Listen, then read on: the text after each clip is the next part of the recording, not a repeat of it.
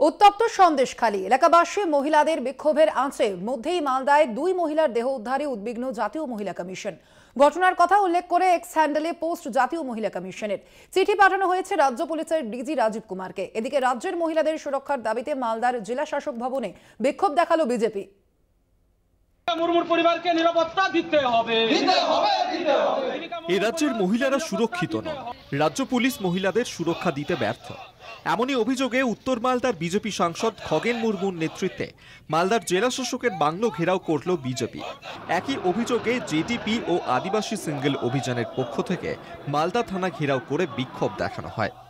মহিলাদের সুরক্ষা দিতে পারছেন না, মুখ্যমন্ত্রী পদে থাকার কোনো দায়িত্ব নাই, অবিলম্বে তাকে পদত্যাগ করা উচিত এবং এই সমস্ত মহিলাদের যারা আজকে সুরক্ষিত আছে তারা যাতে মানুষ এখানে অন্য যে আজকে যে মানুষের যে সমস্যা তৈরি করছেন সাধারণ মানুষের সমস্ত মানুষ আজকে সব দিক থেকে তারা হচ্ছে যে এখানে মানুষ বঞ্চিত, তারা হচ্ছে অসুরক্ষিত মানুষ সারা বাংলার। তাই মুখ্যমন্ত্রীর পদত্যাগ চাই। জেলার মধ্যে আমরা গাজল, হবিপুর, বাবনগোলা এইসব ঘটনা ঘটেনি। এটা খুব মর্মান্তিক ঘটনা, খুব লজ্জা এবং নিন্দাজনক ঘটনা। এটা আর ভাষা নেই। তাই আমরা চাই এখানে যারা জড়িত তাদেরকে ফাঁসি দিতে হবে এবং সেই পরিবারটিকে সরকারিভাবে আর্থিক সহযোগিতা করতে এবং নিরাপত্তা দিতে হবে। শুক্রবার সন্ধ্যায় পুরনো মালদার নারায়ণপুর এলাকার একটি ইটভাটা থেকে এক আদিবাসী নাবালিকার ক্ষতবিক্ষত দেহ উদ্ধার হয়।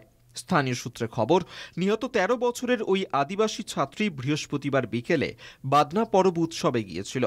স্থানীয় বাসিন্দাদের অভিযোগ, ওই নাবালিকাকে ধর্ষণের পর খুন করা হয়েছে। ইটের আঘাতে থেঁতলে দেওয়া হয়েছিল তার মাথা। ওই একই দিনে বৈষ্ণবনগর থানার একটি ভুট্টা ক্ষেত থেকে ৩৫ বছর বয়সী এক মহিলার দেহ উদ্ধার হয়।